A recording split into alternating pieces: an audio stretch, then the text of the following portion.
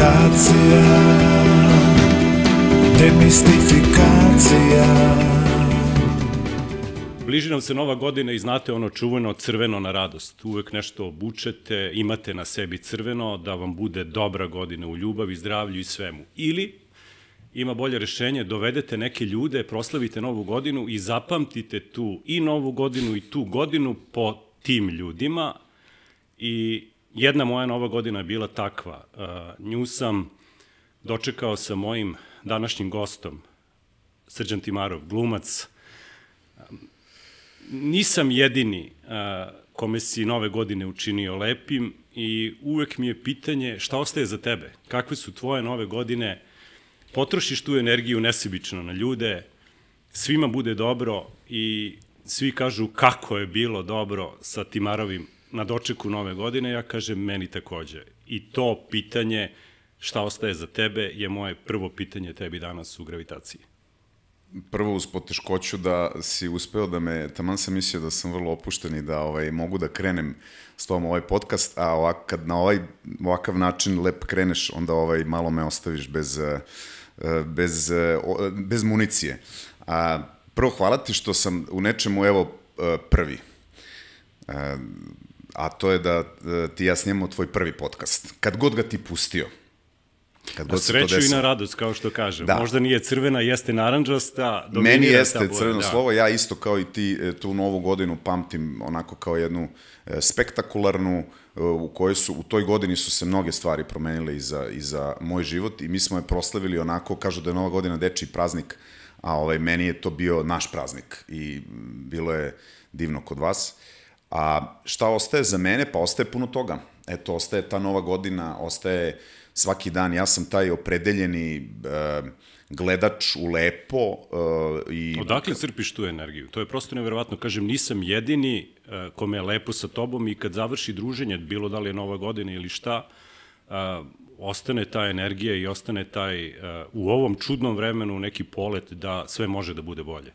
Dobro da je tako, jer ja inače mislim da ljudi treba inače da rade i da se bave ili šta god, da je najveća sreća kada se opredele da rade ono u čemu su dobri. Ako sam ja dobar u ovome, onda je moje opredeljenje bilo dobro. Ja kažem, moje opredeljenje je da gledam u lepo, da gledam u dobro, da tražim, da ne manišem, nego da tražim dobre stvari. Ja mislim da je svet takav, mislim da svet nudi apsolutno sve. Hoćeš li pakao, dobit ćeš ga. Hoćeš li raj, imaćeš ga.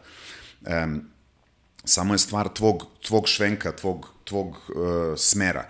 Ja ne umem drugačije, to je problem. Ja bih nekad, zvezali smo se mi drugari, kaže, Srki, ti bi nekad mogao da budeš malo i bad guy. Znaš, ima toga u tebi. Da, ima i ja to iživljavam kroz glumu i kroz neke druge stvari. I pokušam i ne ide mi. Ja samo gledam da sebi priznam u čemu sam zapravo dobar. Ja imam i kao glumac tu potrebu da izađem tamo na tu scenu ili pred kameru i da dam sve od sebe, što je kad vrlo teško, i da pokažem, evo, ja se ovako smem, ja ovako plačem, ja ovo, sve, a samo vi budite srećni. Budite vi tamo, neka vam je dobro, izađite iz pozorišta s nekim dobrim.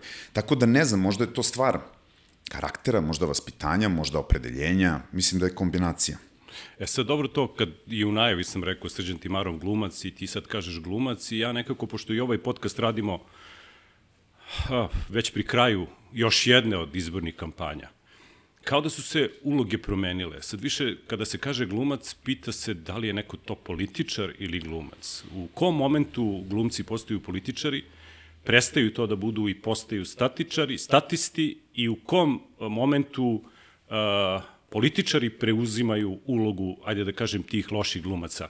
Zašto glumci, kada god je izborna kampanja, ali baš glumci, izlaze u prvi plan i zašto postaju meta? Pa, mislim da je to iz razloga što je glumac po svojoj prirodi prvo tragač za istinom. To je jedan slobodan čovek. Ne možeš da tražiš istine u glumi ako ne tražiš istinu i slobodu u sebi. To je jedna stvar. Drugo, to su izloženi ljudi i dalje funkcionišu generacije tvoja i moja kojima su glumci jako mnogo značili. Mišljenje, pojava, likovi uz koje su odrasli. Drugo, znaš kako, mi, da gledamo to i sa tehničke strane, glumci su ljudi koji umeju da nastupaju, zar ne? Postoje mnogi pametni, umni ljudi i tako dalje, ali nemaju toliku sugestivnu i harizmatičnu harizmatičnu mogućnost da nastupaju. Mi znamo kako to da radimo. Ljudi se i dalje negde ugledaju, sad da li nas poistovećuju sa likovima ili sa razmišljanjem, kažem ti, sloboda je jedna ultimativna vrednost. Zato i ne odgovaramo, zato i kreću te hajke, zato što slobodno mišljenje nije poželjno. Mi ga imamo, reprezentativni smo, vi imate glumce koji sada, ne znam, na Instagram profilima ili neko imaju mnogo jači uticaj nego neke televizije, jer su praćeni ili je došlo novo doba. Ali glumci su uvek to bili i kažem i dalje su generacije tvoja, moja, neko glasačko telo ili neki ljudi koji i dalje traže život. Ono što sam ja isto doživeo je kada je bilo ono sa ribnikarom i sve, pa sam ja imao potrebu da govorim tada, onda doživiš to što je vrlo važno, a to je, kaže, ti si govorio u ime svih nas. Ono što takođe političarima nekad odgovara, a nekad im ne odgovara, a to je, to se sećam da je jedan tada vrlo uticajni političar na veoma snažnom položaju rekao kad smo imali probleme, kad je glumački Estaf imao velike probleme i treba nešto nam reši. I nije hteo. I onda smo mi pritisnuli malo njega, a onda je on na kraju popustio, rešio nam nevoljno to uz rečenicu, moram to da vam uradim, vi imate pristup medijima. Da, pa mediji su čudo, dobro, to je rečenica koju izgovaraju svi. Mislim, ovde se svi više plaše medija nego političara. Meni je samo ovde jedno veliko pitanje, izgovorio si jednu reč, istina. Istina nekada zna da bude bolna, nekada zna da bude lepa, generalno je dosadna zato što je samo jedna. Ljudi više veruju u laži zato što ih je više. Ali je ovde problem zašto ljudima koji se bave tvojom profesijom jedna ili druga Srbija ne dozvoljavaju pravo na stav. Dakle, vi ga zauzmete, sada pričamo recimo o Draganu Bjelogrliću.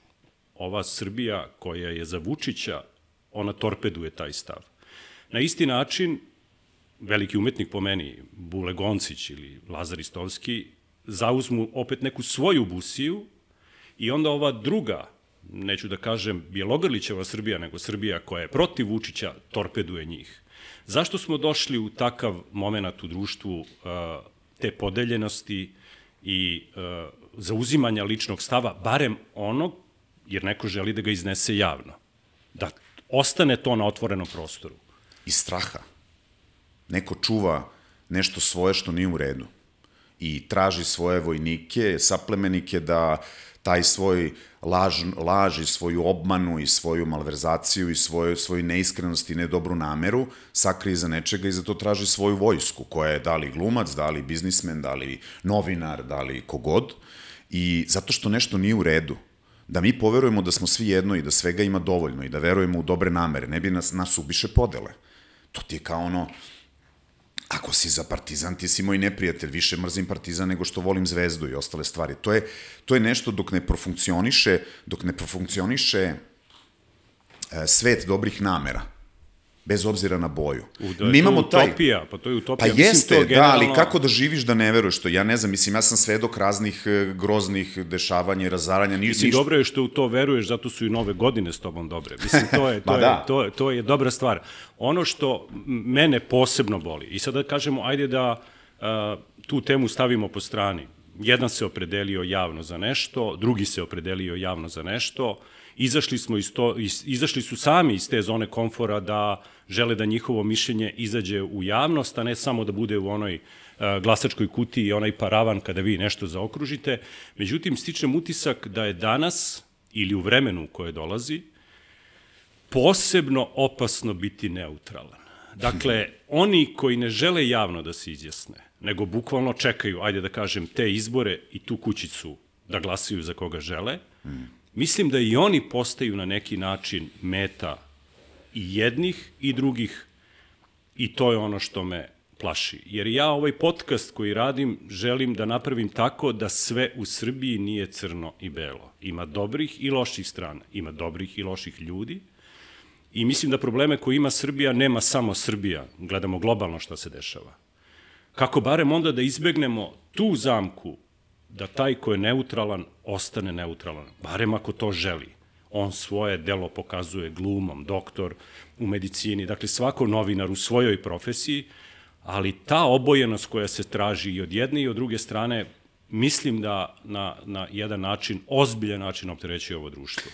Nas su prevarili, neverovatno, da mi moramo toliko da razmišljamo o politici, da niko ne stiže da se bavi svojim native zanimanjima od razmišljanja o njima. Oni su od sebe stvorili mega zvezde, to nije u redu. Oni treba da budu po meni službenici koji su se žrtvovali i rade jedan jako težak i odgovoran posao, da bi svima nama, tebi, eto, u novinarstvu, meni u glumi, lekaru, u domu zdravlja ili bilo gde, mogli da funkcionišemo, da od sebe damo najbolje i da imamo sve uslove za to. A oni nas teraju da im budemo zahvalni. Eto, pomenuli smo Bijelu i mislim da imao fenomenalan utisak nedelje, gde mi treba da smo zahvalni što nam je omogućeno da funkcionišemo. Njih treba da je sramota ako nije omogućeno da mi funkcionišemo. Da, ali ako lekar nema u kakvoj bolnici. Znači, sve ovo što kažeš, nema dimera kod nas. Kod nas je agregat 0 ili 1. Da, ja sam se bavio i politikom u svojoj karijeri i novinarstvu i mislim da je tu osnovni problem u stvari jedan. Političar u Srbiji misli da je večan. A to je kategorija u demokratskom svetu vrlo promenjiva. Vi u Americi imate izbore, neko završi predsjednički mandat 2 puta po 4 godine i nema ponovo. Nema, drži predavanja. Gluma, to nije. Medicina, to nije. Ceo život se usavršavaš i recimo ti kao glumac možda ćeš na kraju svoje karijere imati najbolju ulogu. Političar mora da se pomiri sa činjenicom da je sluga naroda i da je njegov mandat ograničen. A bojim se da ovde mandat političara traje duže nego glumaca. Po 30 i više godina. Pa to nam je nešto nasledno. Ja stalno gledam kako su oni u stvari učeni po onom Titovom nekako. To se nasleđuje kao neka zaraza. Da, bili bi večni kada bi mislili dobro. Oni stalno reaguju iz straha. Oni stalno reaguju za to suprotno mišljenje. Ja čak i kažem da Srbija ozbiljno napreduje, vi morate da imate određene limite, jer vlast kvari. Vlast kvari. Mislim, što ste duže na vlasti, nema šanse da ostanete imuni na sve ono što vlast sa sobom nosi. Dakle, političar... Pretpostavljam, ili to vidim. Da. Jer i onda loše završe. Često stradaju. Zato što te visoke temperature nisu očigledno za nas ljude, za običnog čoveka. Kad smo na ovoj temi, naš medijski partner u ovom podcastu je Medija centar i u svakom podcastu oni znaju ko je naš gost i postave pitanje iz Medija centra. Ovoga puta pitanje, a na ovoj smo temi ili sličnoj, iz Medija centra je stiglo pitanje da povodom kampanje napada na glumce okupljene oko protesta Srbija protiv nasilja, akademik, dramski pisac i reditelj Dušan Kovačević kazao je da su napadi na glumce bruka i sramota, demonstriranje bahate sile vlasti, te da oni koji su to uradili nisu išli u pozorište. A ako su išli, nisu ništa naučili. Sa druge strane, vlast poručuje da su davanja za glumu nikada veća, te da glumci žive bolje nego ikada ranije, zahvaljujući Telekomu koji snima serije i ugovorima koji imaju sa tom državnom kompanijom. Da li to znači da su glumci nezahvalni ili izmanipulisani? Dolazimo na osnovnu stvar čemu služi država. Da li služi sebi ili služi nama? Da li treba da funkcioniše što je bolje u našem interesu ili u svom interesu? To njih boli. Duško je lepo rekao, bez želje sada da veličam svoj esnaf ili da pričam o umetnicima kao nečem najvažnijem, ali mi svi koji smo izloženi, kojom god umetnošću se bavili ili smo neki ljudi koji su prošli kroz neke ozbiljne filtere i ti kada dođeš u situaciju da razmišljaš o nekom narodu ili zašto ideš u neku zemlju, ne ideš da gledaš njenu ekonomiju, ne ideš da gledaš njenu, ne znam, infrastrukturu, ti ideš da vidiš šta je identitet tog naroda. Identitet naroda su kultura, nauka, sport, nešto što je, ne ideš da gledaš druge stvari, ideš da gledaš arhitekturu, ideš da gledaš neku lepotu. Stideti se nas i napadati na nas, a upravo je napad, kažem napad iz straha, jer očigledno mi nešto vidimo. Znaš kako nas su na akademiji učili ti da bi postao dobar, sad govorim eto ne znam o kvalitetnim glumcima, da bi bio dobar, kada misle za glumca da je dobar, kad kaže kako je on uverljiv, kako je on istinit, ti da bi tražio istinu, to sam već pomenuo, ti moraš da budeš slobodan da bi je našao. Ne možeš biti neslobodan i to se videlo u mnogim našim kolegama koji su otišli u neku stranu koja je za mene protivprirodni blud, a to je ta politika. mislim da čovek da bi mogu pred svakog da stavi ogledalo ovako. Nema veze ko je na vlasti, uopšte nije važno, to je radio Šekspir, to je radio svako, kogod bio kralj, on mu je stavljao ogledalo ispred njega i rekao, evo, to si ti. Samo na vrlo sofisticiran način, ne na primitivan, je li tako? Jer mi treba da smo kritičari vremena i neko ko ima sluh i njuk, mi prosto zato što se bavimo tim traganjem za istinom. Na akademiji ti je to bilo. Kad neko uradi vežbu, profesor pita, jeste mu verovali? Je li to istina? Je li on uverljiv? Da bi bio to, moraš da imaš slobodan um. Mi kad imamo slobodan um, to ne odgovara. Da. Zato i tolika pitao si me za pažnju na nas. Zbog toga. To nije popularno. To sve se radi medijski, reality, muzika, sve živo se radi na tome da se otupi ta oštrica koju glumac po prirodi svog posla, jer to radi, stalno drži naoštrenu. Dobro, to, mislim, vrlo je vidljivo sada. I na ovim izborima i na prošlim je stvar da imate vi poznate i doktore, poznate sportiste koji podržavaju liste, ali nema toliko svetla, reflektora, kao da je pozorište preseljeno na te promotivne bine političkih partija i stvar u kojoj jednostavno se društvo ne snalazi, nego se samo deli. Da li će ovi po tebi izbori ili bilo koji izbori, pošto nisu ni jedni do sada, ajde da kažem, izuzev 2000. se desile neke demokratske promene, pa smo opet ušli u određene probleme, da li će ovi izbori promeniti nešto ili bilo koji, ako sami sebe ne promenimo, ili ćemo nastaviti da se vrtimo po toj istoj matrici i narednih 30 godina kao i ovi? Naravno da mislim da su izbori prevažni i ja samo sam jednom iz nekih razloga bojkotovao i tako dalje. Jedini je način, ili revolucijom, nema drugog načina. Smenjivost mora biti moguća i mora da se desi zarad zdravlja, a to da li sistem funkcioniše... Ne, pa ja upravo to govorim. Vi smenite jednu vlast, dođe druga i mi posle nekoliko godina opet živimo u istim problemima, istim pitanjima, medijskih sloboda, izbornih zakona, uticaja politike na običan život svakog od nas. Tu postajem skeptik veliki. Da, to mi je samo, znači nije bitno ni ova, ni prošla, ni bilo koja druga vlast. Bitna su pitanja, meni više nije važno, jer vi danas, ja nisam siguran da ovaj podcast recimo radimo pre 10 godina, da ne bi imali iste ove teme. Ili, ako ga budemo radili za 10 godina, da opet ne postavljamo ova ista pitanja. Očigledno da mi treba, šta je u karakteru našem, šta je u mentalnom sklopu ovog naroda, mislim, nešto treba da se promeni kod nas samih. Nisu samo političari krivi, političari su tu jer ih neko bira ih narod. Znači... Da, bira ih i naroda i ne bira ih i narod, ovde su uticaji ogromni sa svih strana, ja ne znam, ovo je već neka država, ne znam ni da li je naša ili internacionalna.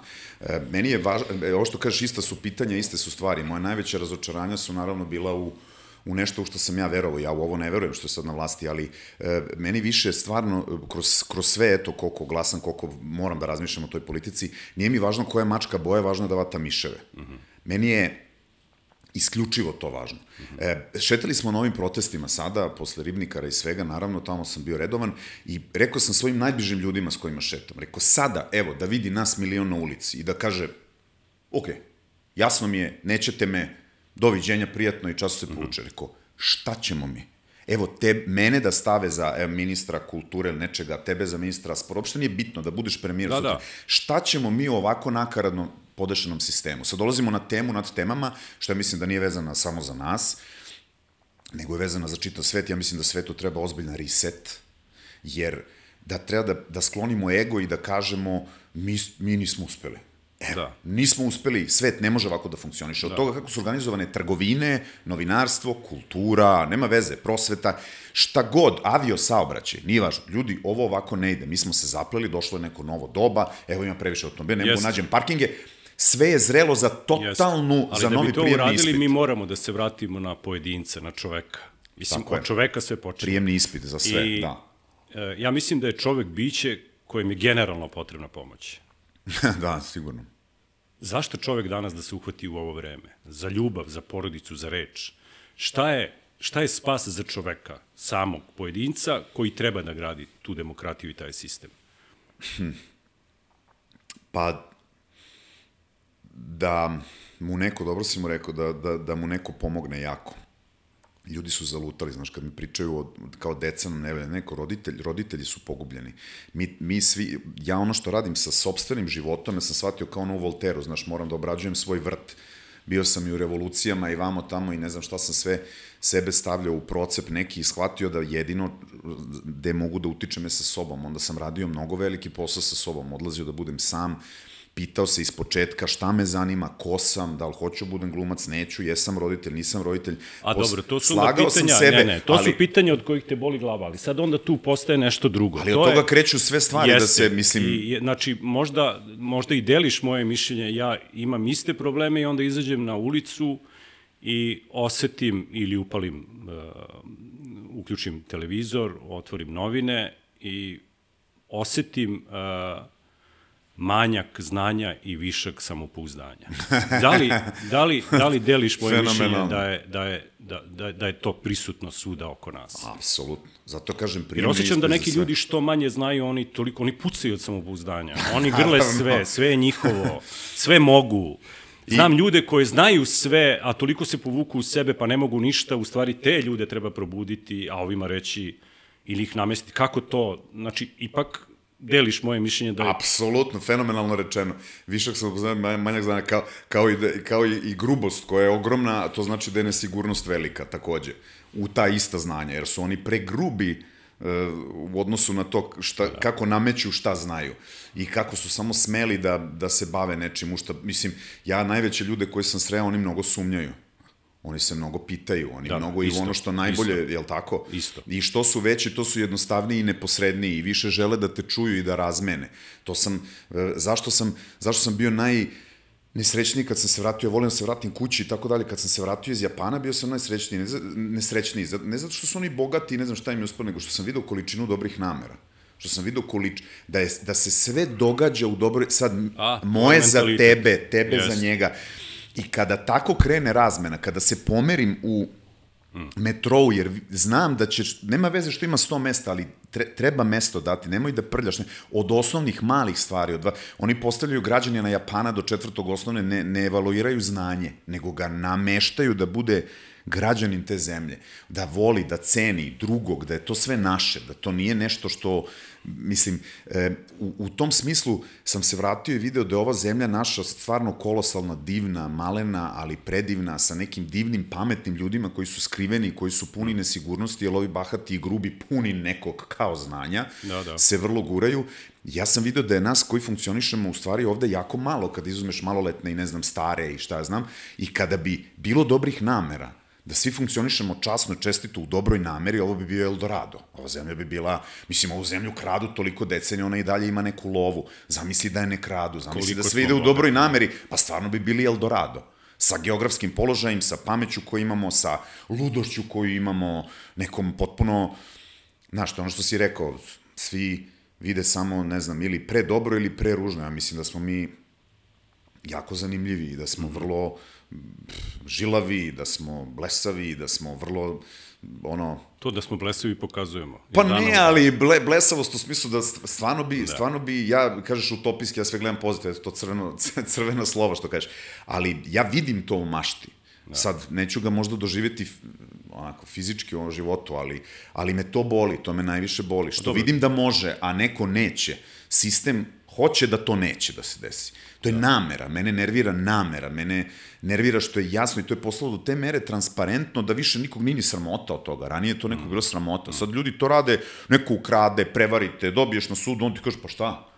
Mislim, to je do te mere postalo bahato da, mislim, baš boli onako. Ne znaš, osjećaš se nesigurno, nezaštićeno, sve šta se propagira da je upravo suprotno, da je raj na zemlji, med i mleko i tako dalje, ali kako možeš toliko da lažeš, kako možeš da stvaraš tolike, da misliš da ćemo da poverujemo u to. Pa eto, možda zbog onoga što smo pričali da je laž zanimljiva, istina je dosadna, ali ovde u suštini možda i najveći problem što se niko za laž nikada nije izvinuo. To je, po meni, možda je to put do izlečenja. Pogotovo oni za koje ljudi smatraju da najviše... Znaš koliko bi prijalo da neko kaže pogrešio sam? Najviše lažu, da. Pogrešio sam, nisam bio pravo. Sve sam promašio. Evo, promašio sam i hoću sad da vidim, evo, ko će da mi pomogne da bude... Bilo bi lakše i njemu i onima što ga čuju.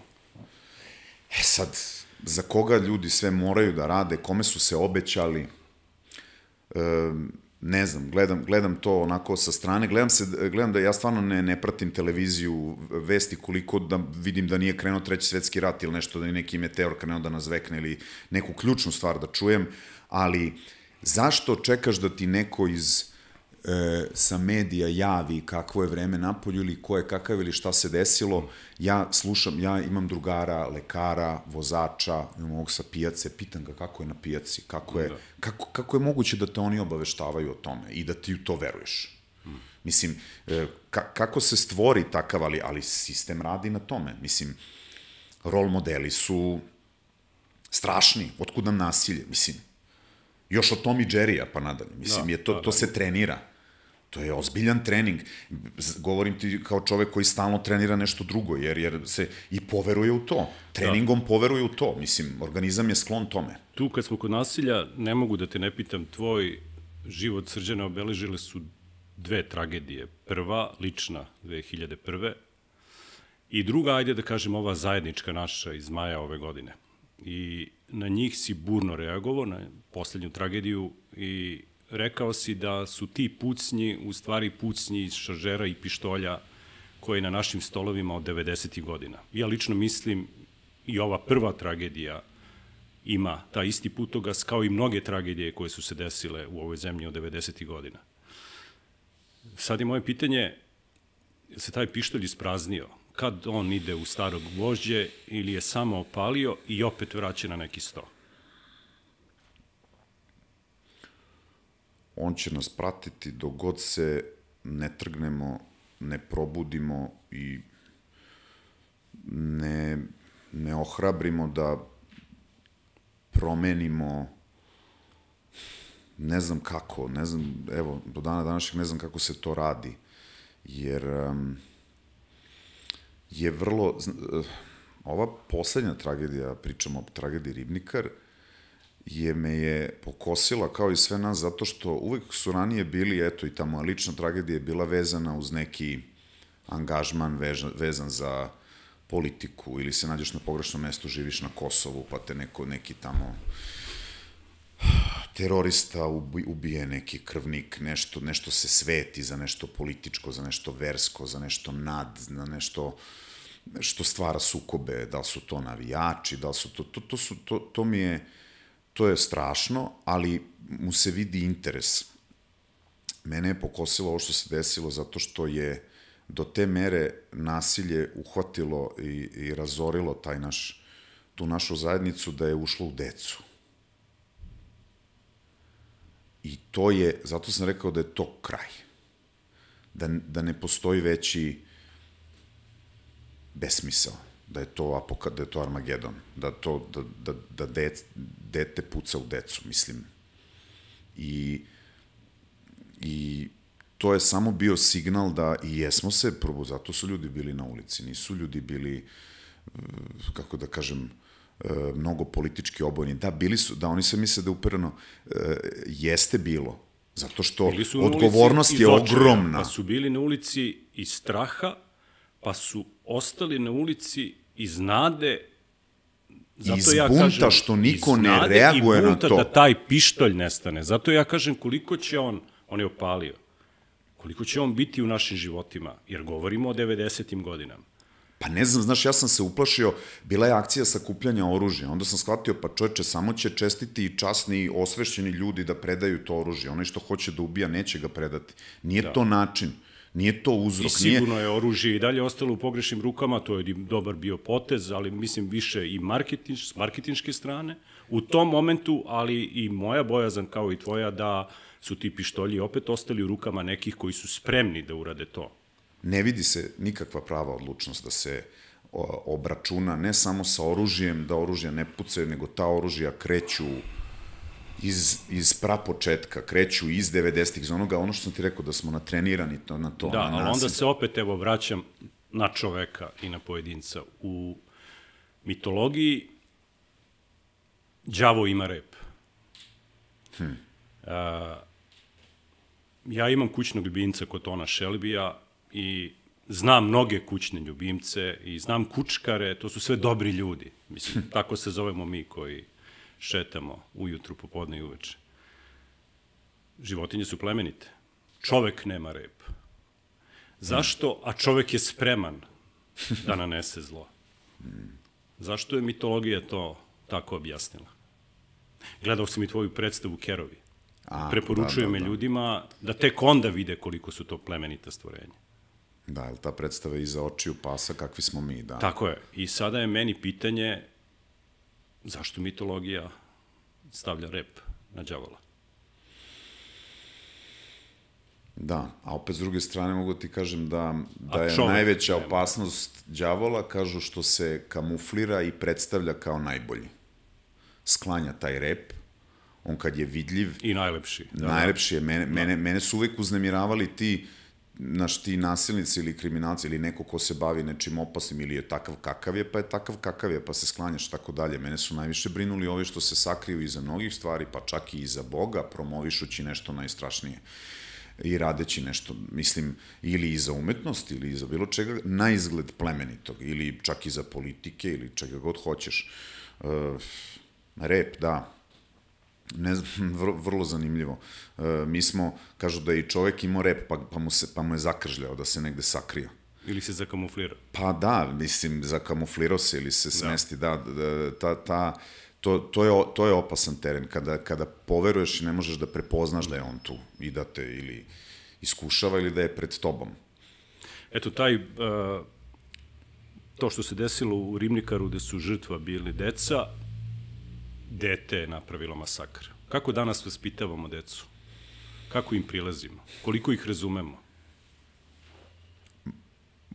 Ja sam stava, gledajući kako je, jel, prošao sam kroz decu, kroz moje dete, pa u svim kolektivima i sve, ja stvarno mislim da se sva deca rađaju kao anđeli i da tu nema problema. Mi njih gubimo negde, posle vrtića se one gube, a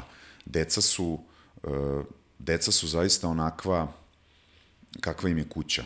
I svi kritikuju negde decu, a zapravo moja generacija, eto, roditelja, pričamo o svojoj generaciji, ona zapravo koja je pogubljena i koja se nije snašla. Znači, ti si stava da deca nisu zbunjena, nego odrasli. Tako je. Tako je.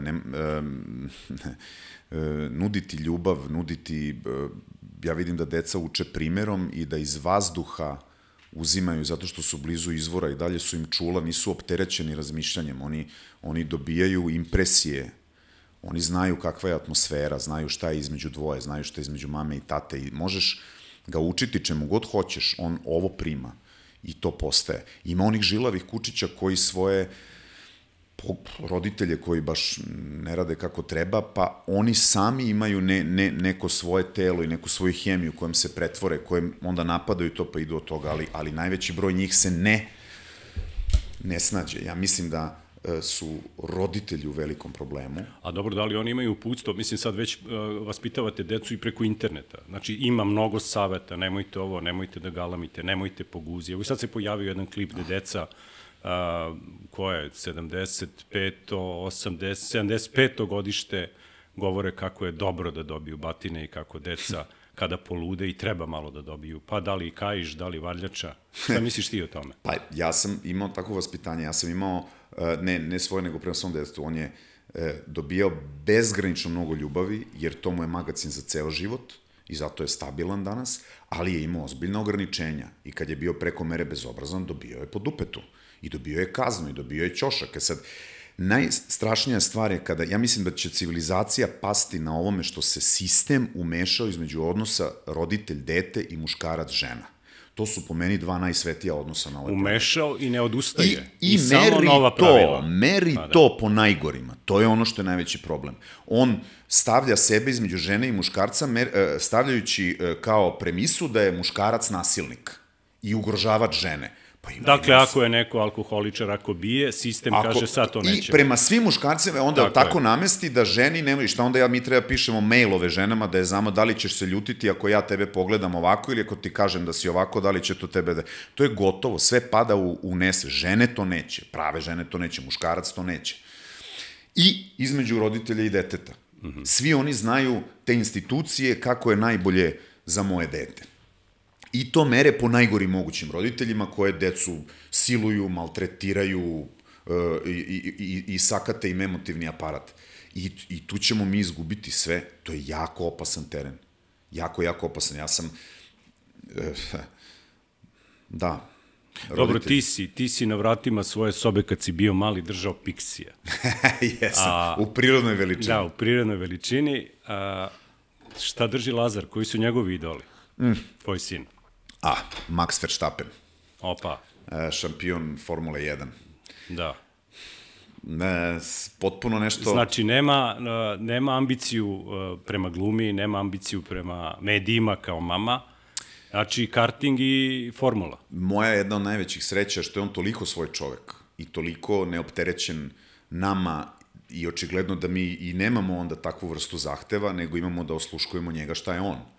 I on ima tu vrstu slobode da kod nas da bira i da pronađe sebe i da bude srećan, šta god to da jeste. A imao je mnogo, ono što je s naše strane je bilo da mu nudimo što više možemo, da mu otvaramo apetite na život.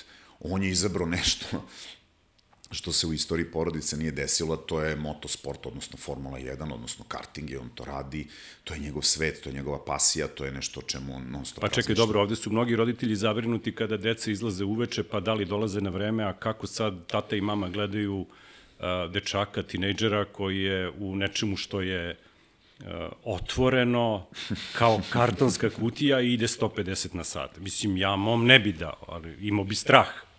Imali straha? Majku, nemoj da pitaš, mene, naravno da ima strah te kad ga ujede komaraca, ne ovo, ali ono što on ceni, ja imam i što ja držim u odnosu na njega, to je da mu jako verujem i da imam veliko poverenje u njega. Jednom sam ga pitao, zašto ti voliš da voziš toliko brzo? Kaže on, ne volim ja da vozim brzo, ja volim trkanje.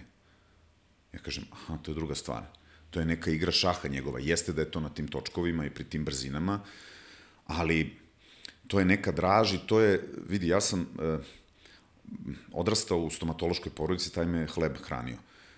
Mogu sam samo da nasledim 2 ordinacije i da živim sada vrlo udobno. Ja sam otišao u Klovnove i bio sam podržan u tome i nije bilo problema zato što je to bio moj put. Ja sam danas zbog tog mog ostvarenog sna, ja sam srećan čovjek. Ja ne mogu da stojim na put, ja ne mogu da... Znači, imam drugara koji je bio vrhunski bokser i onda je na jednom treningu malte ne plakao, kad smo igrali fudbal, on je bio genijalni, kaže, i bio je ostvaren i sve. I rekao, i ono polu vrišti čovjek i kaže, jedino što moji roditelji nisu videli da sam ja rođen za fudbal i da me u tome podrže, nego su me zabranili. To je to. Dakle, ne možeš stajati na putu... Da, zato sam i pitao, znači, ništa mediji na mamu, ništa gluma na tebe, ali to je, znači, tvoj neki put bio. To je put za... Nema zubarske ordinacije, nego daske koje život znače. Tako je. Film i serija. Da, i to je omogućilo meni moj san. Ja sam večno zahvalan. Večno, mislim, treba vidjeti da li je to hir. Ja sam davao puno vremena tome da vidim da li je to hir ili je to neka mladalačka, tako, držat će ga 2 meseca, 5, zato što je sve to interesantno, ali to je poziv. To je kao što sam ja u glumi, to je poziv. Poziv iz života. On nosi svoje rizike i dešavalo mu se već svašta na toj stazi, ali... Pozdravit ćeš ga puno i... Kaže, šampion postane onaj čovjek koji jednog dana nije odustao. Da, pa dobro, to je. Pozdravit ćeš ga puno i želim da budem na njegovoj sledećoj trci, ako je to ikako moguće. Da, ako može šampanjac da se... Pa, to bi bilo lepo. Drago mi je što si bio gost našeg podcasta, ide nova godina i nemam šta lepše nego da za kraj daš predlog jedne predstave, jednog filma i jedne serije koju obavezno treba pogledati. Ovako, pre nego što to poželim, hoću da ti čestitam, ti si nam se vratio u ove vode posle jako puno vremena, da? Posle decenija. 25-6 godina, da. Nedostajao si nam i želim ti da ne odustaneš, jer nam je to preko potrebno. Ovaj prostor slobode nam je svima jako potreban, da počnemo da dišemo. Ja to kažem stalno, dajte mi godinu dana i koliko ima godina, 56 nedelja, ali tako? I 56 ljudi promenit ćemo Srbiju. Sve se može. Ja duboko verujem. Evo sad ona tvoja crvena slova s početka razgovora. Jeste. Ja stvarno... A sad se vrati na serije, film, ovo ti je samo bilo da se setiš. Evo, pa sad... zvučaće bez veze, ali bez obzira što ja učestvujem u njoj, ja bih stvarno preporučio predstavu Edip u Jugoslovenskom dramskom pozorištu. To je nešto, ja jesam u njoj, deo nje, ali sam je vrlo svestan, to je predstava koja se nikad ili jako retko viđa na takvu literaturu, takvo neko postignuće. Sad, karte jesu problem, ali to je ono što bih preporučio. Preporučio bih svoje kerove. Koristim priliku da, eto, preporučim i svoje predstave. Šta si rekao? Serija i film. Serija, čudit ćete, ja nisam taj gledač serija. Ja to zapravo jako malo vremena prevodim pred ekranima inače, što baš i nije dobro, jer ne znam onda baš totalno u kakvom se svetu krećem, gledam predstave. Što se filma tiče? Serija koja me oduševila je, koju sam gledao nekim podaj, bila Succession, to je već staro, ja nemam šta novo da preporučim, ali to me oduševilo, naravno, ne znam, Breaking Bad i tako, to su sve matore stvari, ali su mene oduševile. Što se filma tiče, preporučio bih i sebi i drugima da pogledaju Bjelogrlićev film, jer ja ga još nisam gledao, ali uopšte ne sumnjam, znajući Bijelu i ono što on radi, da je to nešto ekstraordiner i da je nešto što